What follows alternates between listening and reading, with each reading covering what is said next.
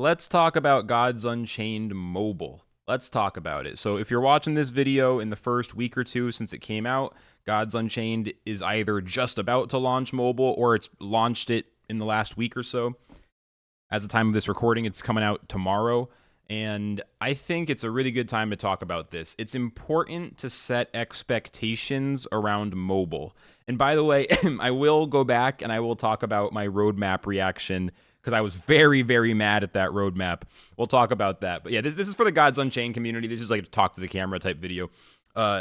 Basically, they've said that mobile is a soft launch. So I want to just put something out there right away. Don't expect the daily active users to go up immediately. I'll be really happy if it does.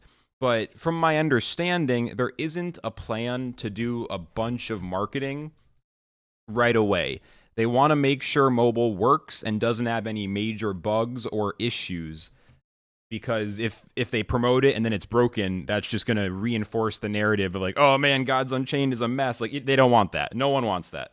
So it's going to be a soft launch. But the marketing that they have done on Twitter just internally, like, aimed at the community, not really aimed at new players, has been pretty awesome. Like, if you just go to the Gods Unchained page, they've been really teasing it with these fun images of all the gods from the game, like staring at phones, which is kind of goofy, but it's fun. It's just really good. Really good. Here's another example. I love these, so they've been teasing it. It's not that they're like being silent. They're just soft launching it. And so that's why we shouldn't expect the users to go up immediately, though it would be nice if they did.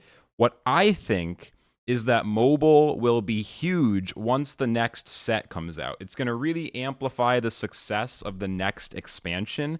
And I think when the next expansion comes out, as assuming it comes out in a reasonable amount of time, listen, Gods Unchained, if any of you are watching from the team, you guys gotta get that expansion out in the next 2 or 3 months. Like, we cannot afford a content drought.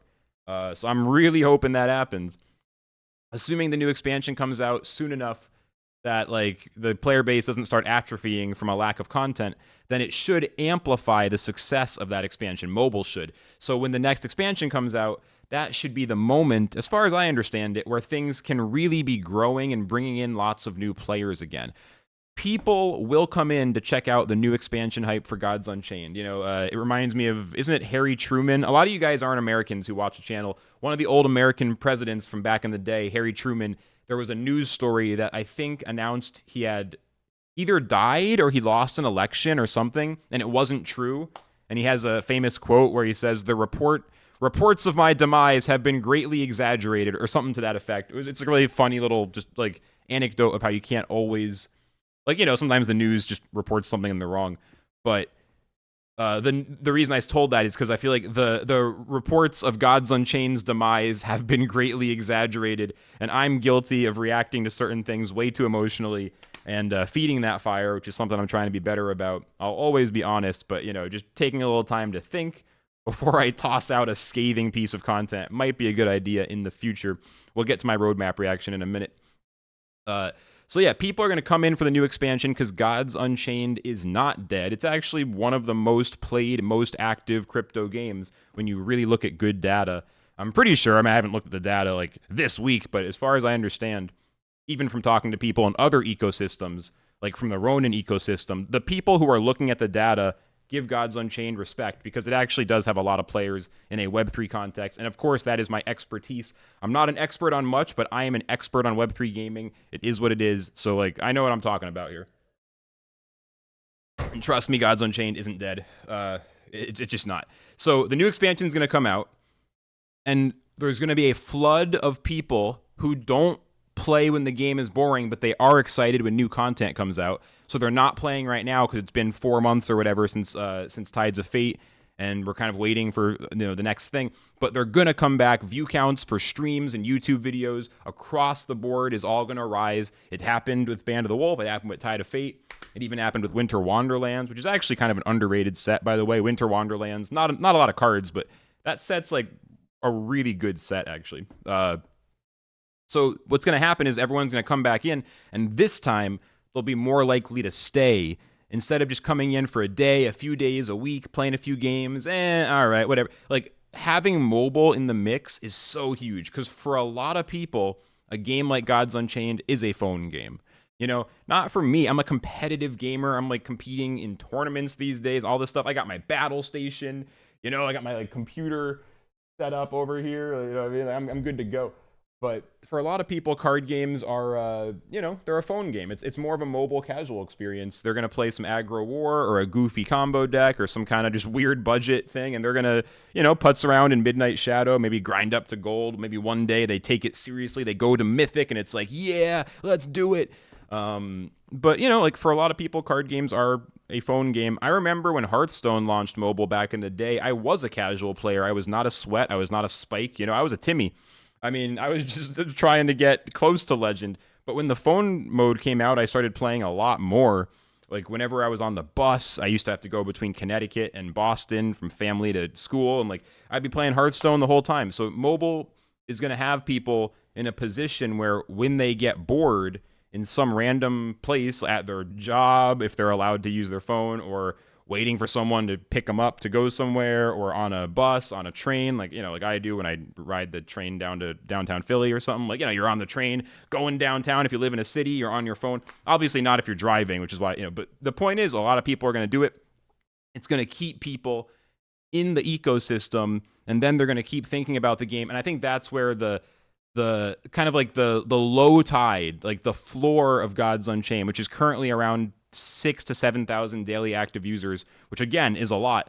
That's going to start rising, where the floor of like your average day, nothing really happening, like that's going to go up. The amount of people in the world who default to watching some Gods Unchained content, playing a few games, is going to go up with mobile.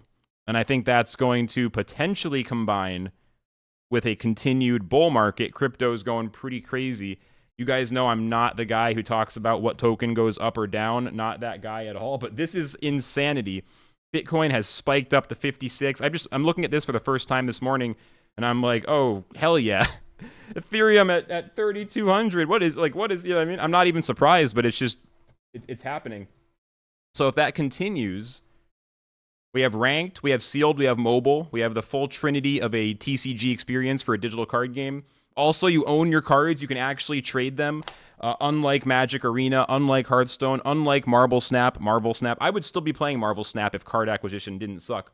But Gods Unchained has everything, and it's just a better experience than most other card games, apart from the app being buggy, which is the big elephant in the room.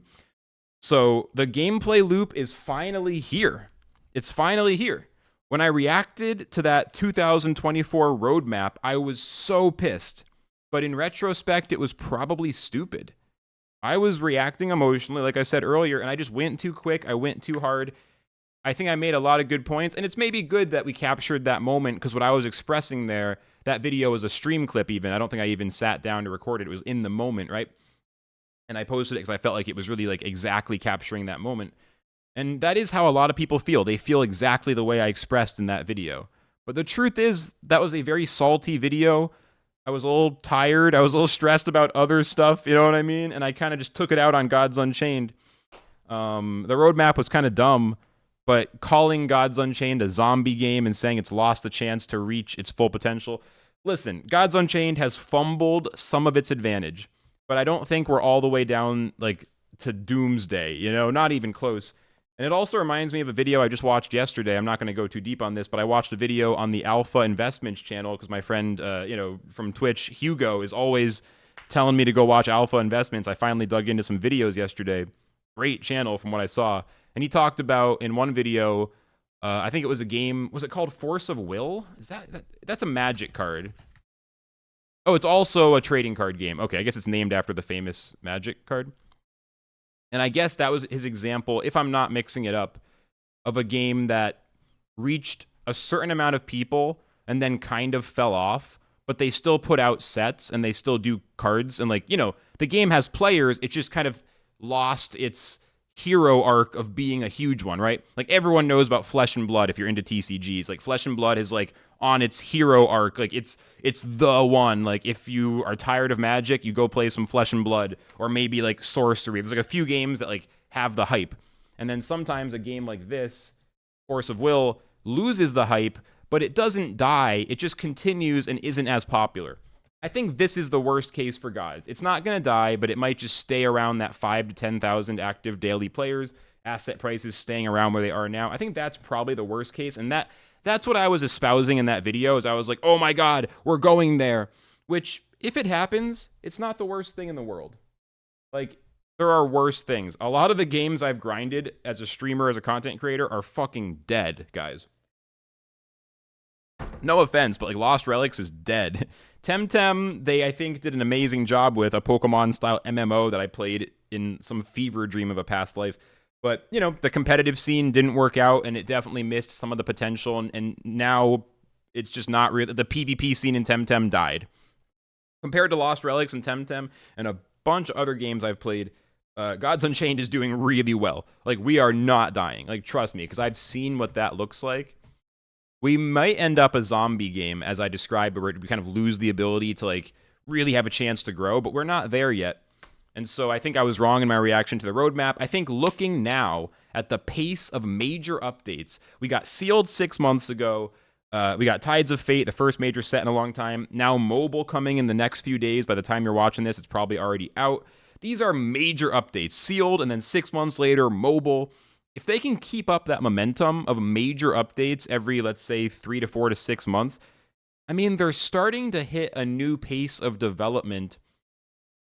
We're all kind of waiting for that day where the app gets the server rewrite, whatever the fuck needs to happen in the, you know, weird, mysterious labyrinth of the Gods Unchained code. Daniel described it,